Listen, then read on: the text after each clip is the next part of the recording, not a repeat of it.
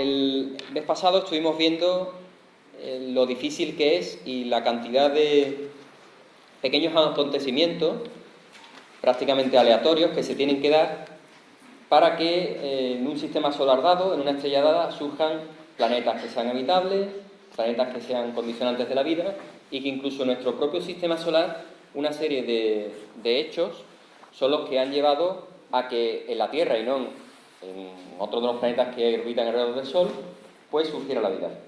También vimos lo difícil que es, o por lo menos lo aparentemente difícil que es, que surja, además de vida inteligente, y que esa vida inteligente quiera comunicarse. En esta charla lo que vamos a ver es las posibilidades de habitabilidad que pueden existir en otros mundos. Y vamos a ver también que todo no es tan fácil como nos creíamos. Bien, nosotros hasta hace muy poco no conocíamos otro sistema solar nada más que el nuestro. Todo lo que podíamos hacer era teorizar. Gracias a la cantidad de sistemas solares que estamos encontrando fuera de nuestro Sol, en la vecindad de la galaxia, tenemos ya donde compararnos. La charla anterior decía, yo puedo creer que soy el hombre más guapo de la Tierra, sobre todo si soy yo el único. Pero en el momento que empiezo a ver más personas ya puedo compararme. Pues con nuestro sistema solar ha pasado lo mismo. Nosotros podemos creer que nuestro sistema solar es el más guay del universo y que como el nuestro no hay nada, pero empezamos a ver otros sistemas solares y vemos que ya comparándonos, pues bueno, perdona, las cosas ya no son como parecían. Nuestra estrella madre, el Sol, ya os comenté que no es una estrella tan típica. En realidad las estrellas del tipo G no son estrellas tan típicas. Lo que más abunda en la galaxia son estrellas con tipos espectrales inferiores, es decir, para que nos entendamos, más frías. Pero nuestra estrella, cuando nació, atravesó por una fase que se llama, todas las estrellas del tipo la atraviesan, que se llama una fase T Tauri. ¿Eso qué significa? El Sol, si pudiéramos retroceder de algún modo, y ya vimos en otro momento que es imposible, a no ser que encontremos una máquina del tiempo fabricada en aquella época, si pudiéramos retrasarnos a 4.500 millones de años, el Sol no era tan brillante como lo es ahora, era un 6% menos brillante. Por otro lado, también vimos que cada vez hay más evidencias de que en ese sistema solar tan primigenio, la Tierra no era el único planeta que era apto para la vida, o por lo menos presentaba las condiciones aptas para la vida. Muy posiblemente Venus también tenía mares, tenía un clima bastante adecuado para el surgimiento de moléculas orgánicas y la vida, y Marte. En Marte es donde más pruebas tenemos. Evidentemente Venus no podemos, aunque hemos aterrizado en su superficie, las condiciones que tiene actualmente han borrado cualquier dato que nos pueda aportar la evidencia de que hubo mares y lagos y ríos en el pasado, pero en Marte sí. En Marte cada vez tenemos más evidencias de que hubo un clima muy adecuado y nada que ver con el actual.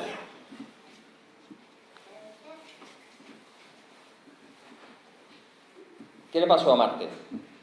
Pues Marte, debido a su pequeño tamaño, no pudo retener una atmósfera lo suficientemente densa, no tuvo un núcleo que estuviera suficientemente caliente el suficientemente tiempo como para producir un campo magnético y producir una tectónica de placas. Poco a poco fue desertizándose y poco a poco fue perdiendo su atmósfera, hasta llegar a la situación actual. ¿Y la Tierra? La Tierra, que creíamos que desde siempre había sido un paraíso y había sido un planeta bastante estable. Estamos hablando de la Tierra. Sabemos que sufrió varios periodos de glaciación periódicas desde que el planeta Tierra ya empieza a ser estable hasta prácticamente hace unos 650-500 millones de años. Se han encontrado pruebas en Canadá, en Groenlandia, incluso en lo que ahora mismo es el Caribe, en la parte ecuatorial del planeta, de restos de glaciaciones muy antiguas.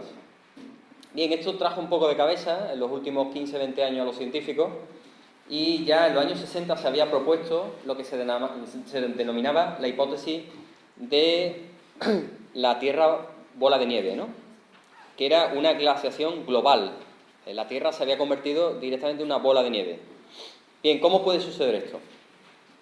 No es fácil porque hay muchos mecanismos implicados en el hecho de congelar directamente un planeta.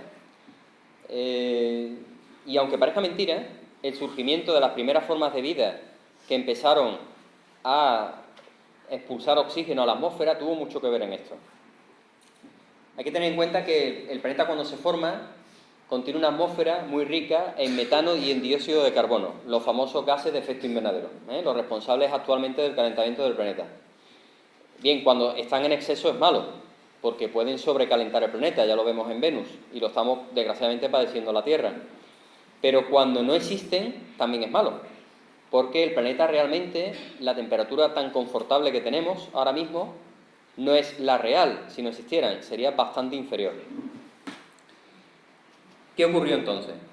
¿O qué proponemos que sucedió, que posiblemente es la causa fundamental? Bien, la primera causa es que el Sol realmente era menos luminoso que actualmente, o sea, la energía que llegaba a la Tierra del Sol era inferior a la que actualmente hay. El planeta era bastante más frío.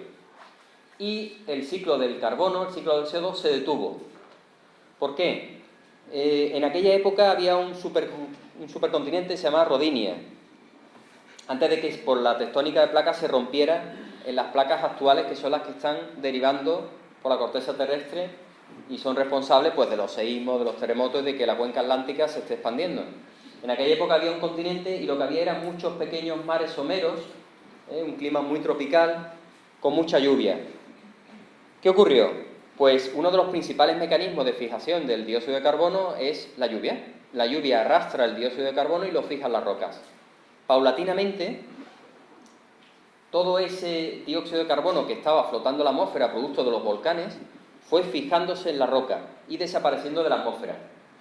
Eso hizo que poco a poco la temperatura global fuera disminuyendo y los casquetes polares fueran incrementándose de tamaño. Claro, cuando los casquetes polares se van incrementando de tamaño, no es que haga más frío porque hay más hielo, sino porque el hielo refleja muy bien la radiación solar e incrementa lo que se denomina el albedo. Como además lo que teníamos era un continente, supercontinente, con mares muy poco profundos y mucha zona desértica en el interior, el brillo del planeta total era muy alto, reflejaba muchísima luz. Con lo cual se produjo un mecanismo de retroalimentación, es decir, hay casquetes de hielo que van creciendo porque el dióxido de carbono disminuye, la temperatura disminuye, se refleja más luz solar fuera, se pierde calentamiento del planeta, con lo cual la temperatura sigue bajando, hasta que se detiene totalmente el ciclo del carbono y todo el planeta, o prácticamente todo el planeta, se cubrió de un inmenso casquete polar. Y provocó, antes se decía que un episodio, ahora sabemos que han sido varios, por lo menos cuatro episodios de bola de nieve total. El planeta se congeló, y lo metimos en un congelador. ¿Qué ocurría? ¿Por qué volvía otra vez a renacer? Porque volvía a haber actividad volcánica. Como el planeta era todavía muy joven, todavía tenía un núcleo muy caliente, sabemos que el vulcanismo que se producía era muy activo y esos volcanes volvían a inyectar dióxido de carbono en la atmósfera. Al volver a inyectar dióxido de carbono en la atmósfera, el mecanismo volvía otra vez al sentido contrario.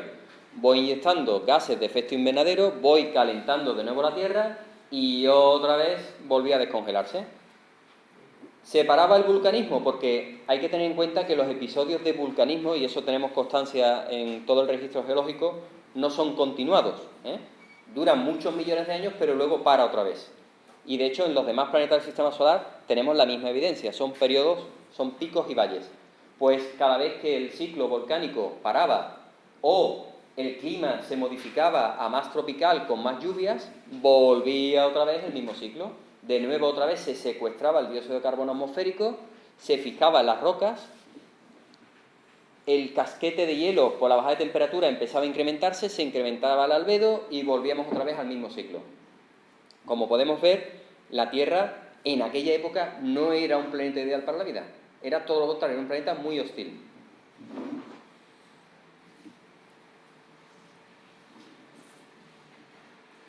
Bien, si alguien hubiera aterrizado en aquella época, si nuestros famosos visitantes hubieran aterrizado justo en el sistema solar primigenio porque era muy prometedor y parecía que había planetas que albergar la vida, se habrían encontrado esto. Prácticamente. Hay que tener en cuenta que esos episodios de bola de nieve no duraban como las glaciaciones últimas que ha habido en la Tierra 10 o 15.000 años, duraban millones de años. ¿eh? Mientras que si hubiera aterrizado, por ejemplo, en Marte, pues hubiera encontrado un planeta mucho más factible para la vida. Bien, esta situación no duró siempre. Gracias a la tectónica de placas, la corteza se fragmenta en las placas tectónicas y los continentes empiezan a moverse, a disgregarse. Y empiezan a aparecer, pues, diferentes continentes que modifican la circulación global del océano y la temperatura empieza a subir en el periodo carbonífero. Si analizáramos toda la historia de la Tierra, el periodo más fértil, el periodo mejor que ha atravesado la Tierra para coger vida es el periodo carbonífero, hace unos 350 millones de años. Hace 350 millones de años, los peces decidieron que había que salir porque tenían un nicho ecológico enorme por cubrir. Toda la Tierra estaba cubierta por una biomasa enorme, vegetal, y los insectos eran realmente los dueños del planeta. Los anfibios, por ejemplo este Eriops, medían entre 3 y 4 metros de largo. Es la era de los anfibios. Si analizamos los registros, de hecho todo el petróleo que existe ahora mismo viene de aquí, el petróleo y el carbón, de las ingentes masas forestales que había.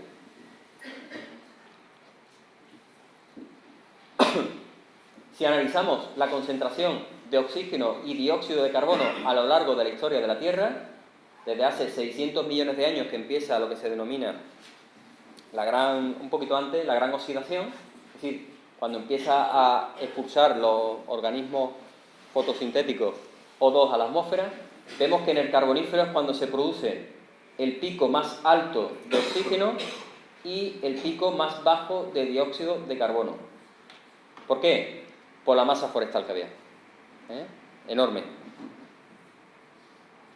Y si analizamos la temperatura, vemos que en el carbonífero la temperatura es muy agradable, prácticamente del silúrico, la temperatura es muy agradable, la temperatura media del planeta, aproximadamente unos 20 grados, y que a partir del carbonífero, cuando desaparecen las grandes masas forestales, por unas causas que ahora no vienen al cuento, la temperatura global empieza a descender hasta los 17 grados de media. La concentración de oxígeno se dispara y la concentración de dióxido de carbono baja. Si pudiéramos coger y elegir una época donde vivir, indudablemente sería esta. Pero es que hay más. La tan manida zona habitable, que se está ahora, digamos, midiendo en todos los sistemas planetarios que se encuentran para ver si hay tierras que son habitables, planetas que son habitables, no es constante a lo largo de la historia del sistema solar. Perdón. Hace 4.500 millones de años, la Tierra, aquí representada por este puntito azul, sí estaba dentro de la zona habitable, de la zona óptima de habitabilidad de la estrella. Actualmente estamos al límite. Estamos en la zona de calentamiento. Pero si nos vamos dentro de 1.750 millones de años, la Tierra literalmente está ya fuera de la zona de habitabilidad. Estamos prácticamente como estaría Venus ahora.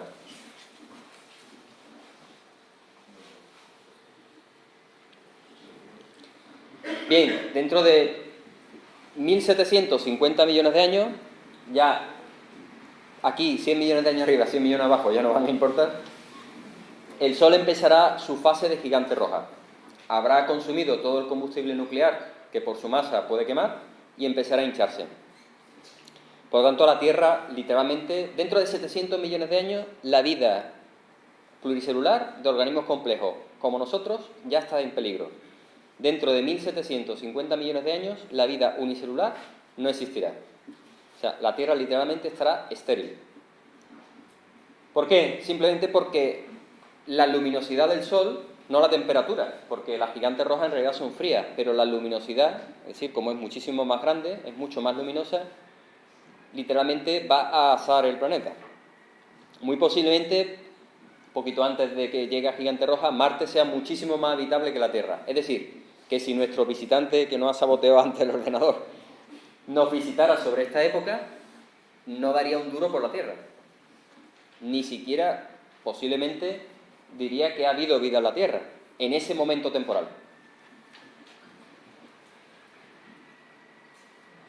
Bien, la pregunta que nos hacemos es la siguiente. ¿Realmente un planeta como la Tierra en un sistema solar como el nuestro y con una estrella como el nuestro es el lugar más idóneo para vivir? Porque, ¿qué es lo que ha contribuido al éxito de la Tierra? Lo primero que tenemos es que tenemos la fortuna de tener un núcleo activo. Todavía tenemos un núcleo activo. Ni Venus ni Marte tienen un núcleo activo actualmente. La Tierra sí. La Tierra tenemos un núcleo interno y un núcleo externo que rotan, son líquidos, rotan uno en torno al otro y producen una dinamo, un campo magnético. Pero es que además producen la tectónica de placas. La tectónica de placas, la parte mala que tiene son los terremotos, pero la parte buena que tiene es que es parte primordial del ciclo del carbono. Luego lo veremos. Bien, ¿cómo se manifiesta el núcleo activo? El núcleo comunica su energía al manto circundante. El manto circundante se ve atravesado por varias plumas, se llaman plumas, de material ígneo, que emergen hacia la litosfera. Es una costrita muy finita. Nosotros en realidad estamos flotando en un océano de magma, y que al salir en las dorsales, que se denominan las dorsales oceánicas, va creando suelo, literalmente, suelo marino nuevo, mientras que alejado de las dorsales se producen los mecanismos de subducción, es decir, las placas entran una debajo de la otra. Bien, el mecanismo, la energía que impulsa esto, no es más que la desintegración de todo el material radioactivo que en el proceso de diferenciación de las diferentes capas del planeta quedó en el núcleo. Ese núcleo emite muchísimo calor, estamos hablando de temperaturas de 6.000 grados, que todavía se mantiene activo y comunica toda esta energía a todo el proceso del planeta, todo el proceso de su tectónica de placas. No sabíamos hasta hace poco cuántas plumas de magma ascienden desde el núcleo del planeta Tierra o desde el manto, no teníamos muy claro desde dónde. Ya se han categorizado, ha aparecido un estudio hace muy poquito, y hemos descubierto dos cosas. Lo primero, que las plumas de material ígneo salen directamente desde el núcleo, atraviesan el manto y llegan a la corteza terrestre. Es decir, el núcleo directamente inyecta energía en la litosfera, no hay una transferencia a través del manto. Y además las columnas de lava, creo recordar que hay 19, tienen entre 600 y 700 kilómetros de diámetro. Y esto es una muy mala noticia. No porque vaya a haber un desastre de un hipervolcán ni nada de eso, sino porque el núcleo del planeta se está enfriando más rápido de lo que creíamos. ¿Por qué? Porque primero, las columnas ascienden directamente desde el núcleo, no desde el manto, porque el manto podría contener parte de la energía que se pierde, no es así, es directamente desde el núcleo, y aparte son muy grandes. 600-700 kilómetros es mucho. Así que nuestro núcleo se va enfriando. Y que se enfríe el núcleo del planeta no se va a enfriar de aquí a mañana, todavía le queda mucho, pero va a tener consecuencias. La primera es que se paralizará la tectónica de placas. Y esto vendrá muy bien en Japón porque no tendrán terremotos y les costará menos dinero hacer edificios. Pero a nivel global va a tener una repercusión nefasta, y es que el ciclo del carbono se detendrá. El ciclo del carbono actual, con la vida en la Tierra, es el siguiente. El dióxido de carbono expulsado por los volcanes y por nuestra actividad antropogénica se fija en el agua y en las rocas a través del meteorismo, es decir, a través de la lluvia, y en el agua a través de los organismos vivos en forma de carbonato cálcico. Ese carbonato cálcico precipita en el fondo del mar en forma de sedimentos cuando mueren. Debido a la tectónica de placas, ese CO2 que ha sido secuestrado de la atmósfera entra en la placa de subducción y por la temperatura vuelve a entrar en el manto y sale otra vez hacia la atmósfera a través de los volcanes. Ese es el ciclo del carbono. Ahora mismo el ciclo del carbono está desbordado porque estamos produciendo más dióxido de carbono de lo que realmente la Tierra puede ahora mismo absorber. Pero si dejáramos que esto funcionara normalmente, el ciclo del carbono sigue normal. ¿Qué lo modifica? Las masas continentales y las masas oceánicas. Son las que modifican y han modificado a lo largo de la vida de la Tierra la concentración de dióxido de carbono en la atmósfera, pero siempre dentro de un margen. ¿De acuerdo? Si yo paro este mecanismo, es decir, si las placas de subducción ya no funcionan, el CO2 se secuestra en la roca y a través de los organismos vivos. Cae al sedimento y ahí se queda. Se acabó, ahí se queda. Por lo tanto, voy quitando dióxido de carbono continuamente de la atmósfera. Si además el núcleo se ha enfriado, ya no hay actividad magmática, por lo tanto ya no hay volcanes, que es lo que ha pasado en todos los demás planetas del Sistema Solar, por ejemplo Marte. ¿Qué ocurrirá? Pues que bajará la concentración de dióxido de carbono poco a poco en la atmósfera y ya sabemos lo que pasa cuando eso ocurre, que viene una glaciación. Depende cuando ocurra esto, que es lo que no sabemos, pues se helará la Tierra o si está ya cerca de la zona de no habitabilidad, el Sol podrá compensar parte de esa energía. Lo que sí es verdad que el mecanismo de placa tectónica muere. Además sabemos que dentro de unos 500 millones de años todos los continentes de nuevo se unirán. Por lo tanto, volverán a darse las mismas condiciones que se dieron en la era criogénica para que haya una nueva bola de nieve. Así que sabemos que el límite ahora mismo para la vida en la Tierra, tal como la conocemos en condiciones normales, está en torno a 500-700 millones a partir de ahora. Pero es que hay otro problema, y es que si el núcleo se detiene porque se enfría, el campo magnético cae. Esto es un poco el apocalipsis, pero bueno. Son condiciones para que sepáis que, bueno, todo el mundo está en su casa y cree que es la mejor del mundo, pero tiene sus defectos. Y el problema que tenemos también es que, como se enfría más rápido de lo que esperábamos, en términos geológicos, esto no va a ocurrir de hoy para mañana, el campo magnético que nos está protegiendo ahora mismo, que protege la vida de la Tierra, si desaparece, la dejará de proteger. Por lo tanto, tenemos dos importantes problemas dentro de 700 millones de años. Tenemos tiempo para pensarlo. Así que por eso la pregunta es, ¿hogar, dulce hogar? Es decir, en la búsqueda de planetas habitables fuera de nuestro sistema solar, ¿realmente tenemos que buscar planetas como la Tierra? Tenemos que tener en cuenta que el satélite Kepler, ya lo hablábamos la otra vez, ha descubierto, ya va por más de 1000 planetas extrasolares. Todavía creo que se ha descubierto una o dos, no hay más tierras descubiertas. Tierras en el sentido de planetas que tengan más o menos el mismo tamaño que la Tierra, no que sean iguales que la Tierra en cuanto a que tenga océanos, nubes, tectónica de placas, no como la nuestra. De hecho, tenéis que tener en cuenta también una cosa, esto no se sabía hasta hace muy poquito. Si en vez de un tamaño de 12.756 kilómetros tenemos un tamaño de 12.500 kilómetros, muy posiblemente, aunque el núcleo fuera activo, no hubiera tectónica de placas.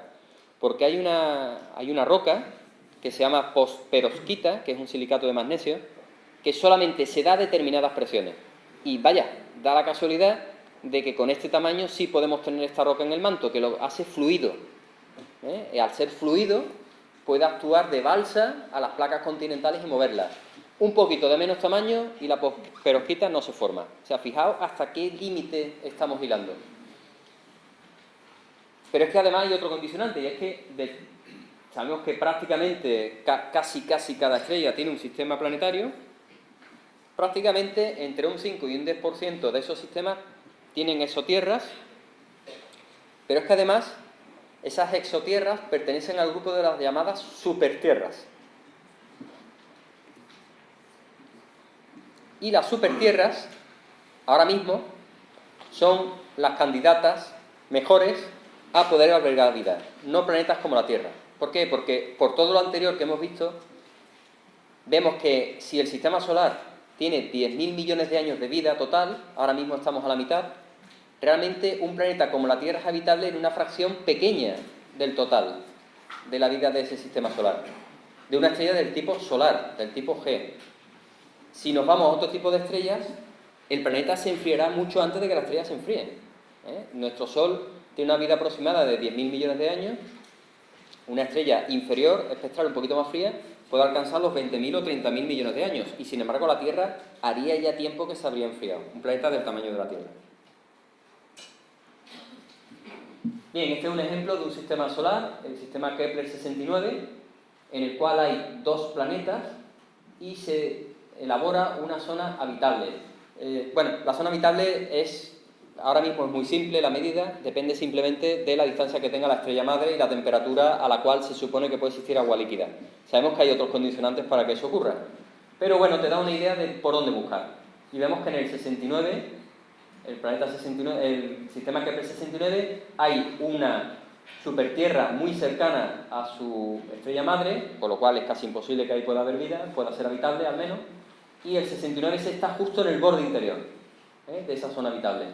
En comparación tenemos la Tierra, el sistema nuestro, y vemos que Venus está justo en el borde de esa zona habitable, la Tierra está muy cerca y Marte está en el borde exterior.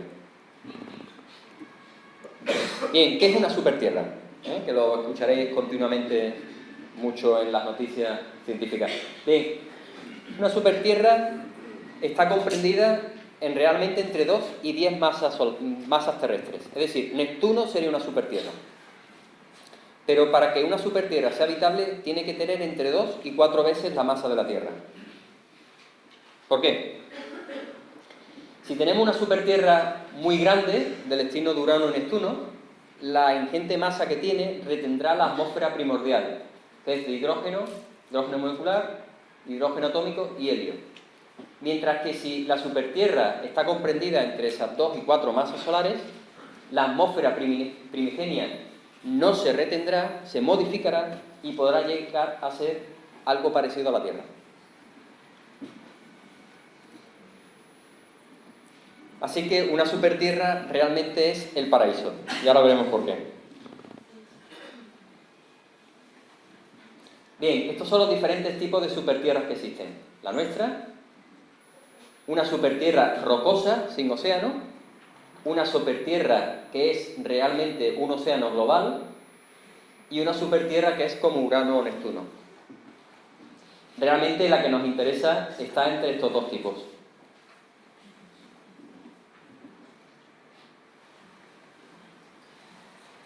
Este es el aspecto que tendría una supertierra alrededor de una estrella un poquito menos brillante que nuestro Sol.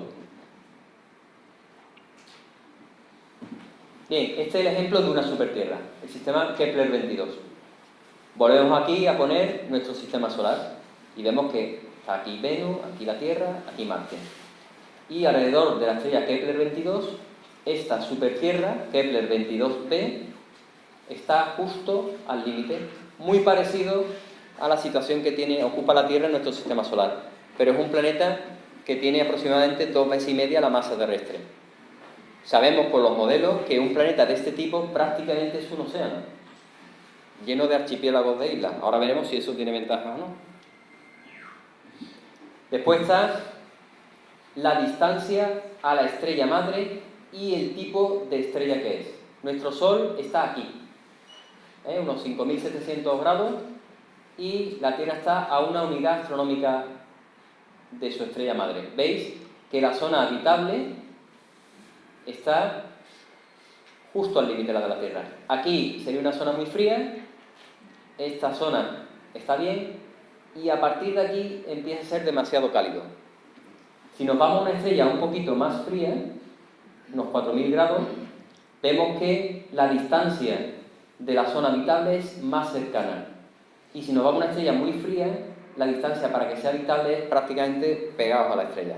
Esto tiene sus implicaciones. No podemos buscar en cualquier tipo de estrella, porque las estrellas también son peligrosas si nos acercamos mucho a ellas. No tanto por el calor, porque ya vemos que estas estrellas son, entre comillas, frías, sino porque si estamos demasiado cerca, el planeta es muy vulnerable al viento solar, a las fulguraciones solares y a la radiación de la misma. Tenemos que buscar una estrella un pelín más fría que la nuestra, pero que nos permita estar a una distancia muy parecida y además que sea longeva, ¿vale? O sea, ya llevamos mucho tiempo en nuestra casa y hemos decidido cambiar de casa. Y hombre, no me voy a ir a la misma. Ahora voy a buscar pues que mi casa tenga un terreno, que le dé el sol, en fin, la voy a buscar a mi gusto. Y como nos podemos permitir el lujo de que hay 200.000 millones de estrellas en la galaxia, pues vamos a buscar. Y ahora mismo estamos buscando planetas, en este caso supertierras, en zonas habitables, en estrellas ligeramente más frías que nuestro Sol. ¿Qué ventajas tiene una supertierra? Pues lo primero es que, al ser una Tierra mucho más masiva, al ser un planeta, no una Tierra, mucho más masivo, tiene un campo magnético mucho más fuerte, porque tiene un núcleo fundido más grande que va a estar caliente mucho más tiempo. Por lo tanto, vamos a tener un campo magnético potente y muy duradero en el tiempo. No se va a enfriar tan rápido, simplemente por tamaño, que como el núcleo de la Tierra. ¿Cómo sería el paisaje en una supertierra? Hay que tener en cuenta que al tener más masa también tiene más gravedad. Al tener más gravedad, las montañas no serían tan altas. Y esto es un ejemplo que tenemos en nuestro sistema solar. El monte, que es un volcán, más alto de todo el sistema solar está en Marte. Es el Monte Olimpo. Tiene 24 kilómetros de altura. ¿Por qué tiene 24 kilómetros de altura? Porque la gravedad marciana es pequeña. Por lo tanto, no hay una fuerza de gravedad que tire del material hacia abajo, le permite crecer más, si se me permite la expresión. En la Tierra, ¿cuál es el monte más elevado? El Everest, que tiene 8.400 metros casi, si no recuerdo mal. Claro, alguien me puede decir, bueno, pero es que el punto más bajo es la fosa de las Marianas, que son 11.000 metros. Vale, sigo sumando. 11.000 y 8.000, 19.000. Sigue siendo más bajo que Marte. ¿Por qué? Porque la gravedad de la Tierra es más alta. ¿Y qué pasaría en una supertierra que tenga 2 veces la masa de la Tierra? Pues que muy posiblemente los montes, las montañas o los volcanes no superarían de base esos 8.000, 9.000 metros. Sería un paisaje muy plano. Aparte ya hay otra historia. Si estuviéramos mirando una puesta de sol como esta tan bonita, con una estrella madre y 2 acompañantes, el paisaje sería plano, no habría curvatura. Posiblemente los habitantes de ese planeta tardarían bastante en descubrir que su planeta es curvo, a no ser que salieran al espacio, porque los barcos tardarían mucho en desaparecer del horizonte. Al ser muchísimo más grande, el horizonte es mucho más largo, más plano, digamos. Por otra parte, el meteorismo, es decir, las lluvias, los ríos, al tener más masa y más gravedad, serían más erosivos. Es decir, las montañas también se erosionarían antes. No veríamos cumbres picudas, veríamos sobre todo colinas y montes redondeados. ¿De acuerdo? Y ríos muy grandes, bastante anchos y poco profundos. Como veis, las implicaciones van cambiando. La atmósfera sería más densa que la de la Tierra, porque retiene más atmósfera. Mucho más. Los cálculos hablan en torno a 1,3 a 1,8 veces más densa que la Tierra. Con lo cual, un vientecito de nada es mucho más erosivo que la Tierra. Un tornado es mucho más erosivo que la Tierra. Bien. En todos los sistemas solares que estamos viendo hay supertierras. Vamos, prácticamente ya es la regla de oro. Hay una supertierra en todos los sistemas solares que vemos, y si no lo vemos es porque no lo hemos detectado todavía. Y cuando hablo de supertierra en zona habitable, ¿de acuerdo? Planetas como Neptuno o Urano, pues seguro que habrá. ¿Y dónde está la supertierra nuestra? Pues hace poco ha aparecido también un artículo científico que habla del quinto planeta. ¿Dónde está ese quinto planeta? Y como siempre el pobre Júpiter se lleva la culpa de todo. Es el culpable. A través de simulaciones, muy curioso porque han utilizado al satélite de Júpiter Calisto para meter en la simulación si realmente ha habido un encuentro a lo largo de millones de años que haya podido eyectar ese quinto planeta fuera del sistema solar. Y efectivamente, las simulaciones te dicen que así ha sido, que incluso esas afectaciones ligeras de la órbita de Calisto tiene una órbita un poquito excéntrica, más allá de lo normal. Incluso hay quien dice en el estudio que realmente Calisto no es una luna de Júpiter, es una luna arrancada de este planeta. Durante varios encuentros en el sistema solar primigenio, ya hemos visto varias veces que el sistema solar joven fue un lugar muy caótico, donde había muchos encuentros gravitatorios entre planetas que bien eran lanzados fuera del sistema solar o bien hacia adentro, hacia el sistema solar interior. De hecho, sabemos que el cinturón de Kuiper está poblado de todos esos cuerpos que fueron barridos, literalmente. Pues hay muchos indicios de que Júpiter, ese quinto planeta, que muy posiblemente fuera una supertierra, lo expulsó fuera del sistema solar. No sabemos todavía si está en ese cinturón de Kuiper alejado, cogió una órbita muy alejada, o está literalmente fuera del sistema solar. Hay planetas que vagan por la galaxia y que no están adscritos a ninguna estrella madre.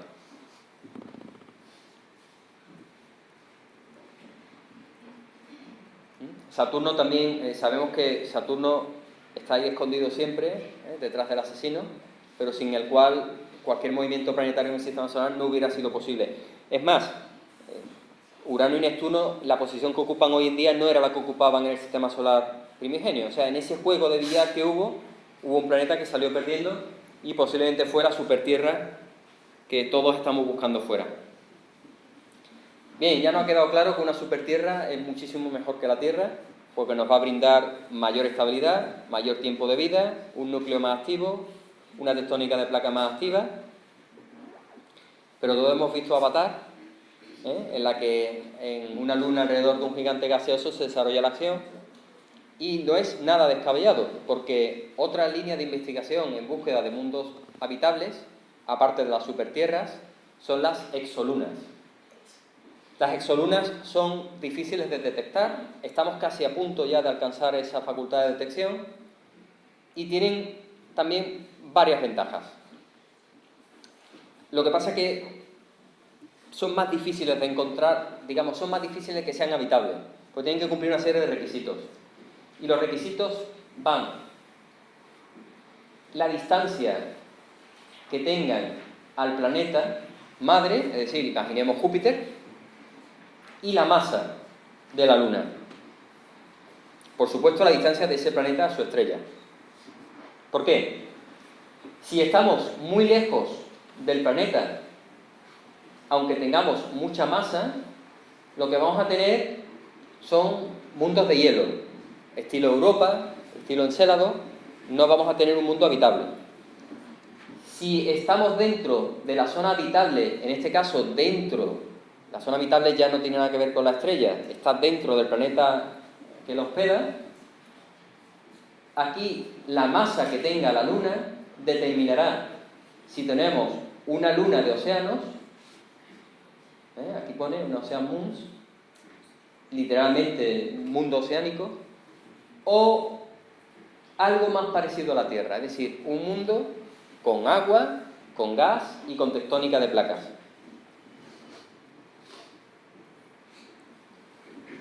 Tiene además otra ventaja, y es que una luna habitable que orbita alrededor de un planeta gaseoso gigante tiene dos fuentes de alimentación, la estrella y el mismo planeta, porque el planeta también refleja luz.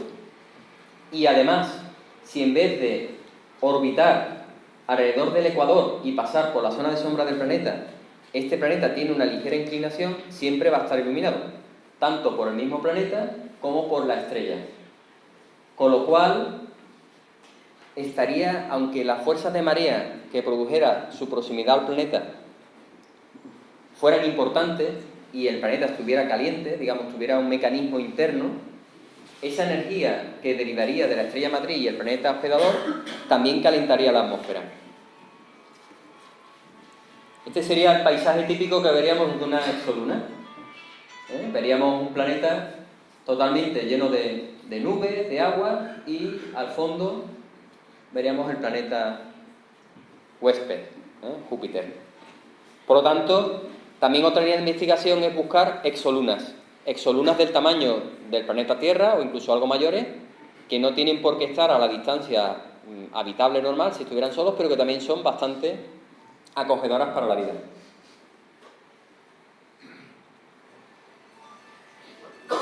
Bien, para terminar, vamos a seguir con el misterio de Kik. Hago un poco de recordatorio. Hace poco se descubrió una estrella por Kepler que tiene este apasionante nombre de Kik 8462852, que presentó una oscilación que podía raramente explicarse y que el primer indicio era que era un cúmulo de cometas que la estaba atravesando y que hacían que la estrella variara su brillo. Pero bueno, se lo dieron, esa investigación se lo dio a otro grupo de investigadores y dijeron, oye, pues igual resulta que estamos ante la primera estructura de tipo extraterrestre, que se llama esfera de Dyson, y que hemos descubierto por fin un nuevo indicio, que no es a través de radiotelescopios, de que existe vida extraterrestre. Bien, Kik está situada muy cerca de Deneb, entre Delta y Deneb, en la constelación del Cisne. Es una estrellita que además del tipo K, es decir, es una estrella de las que se están buscando ahora mismo supertierra. Y esta es, ¿de acuerdo?, la variación que se dio, que era inexplicable en el tipo de estrella que es. Esta fue la primera explicación, que o bien había habido una fractura de un grupo de meteoritos o que tenía un cinturón de asteroides prácticamente 10 veces mayor que el cinturón de asteroides que tenemos en el Sistema Solar, cosa que era imposible, o bien que teníamos una megaestructura extraterrestre circundando a su estrella principal y capturando toda la energía.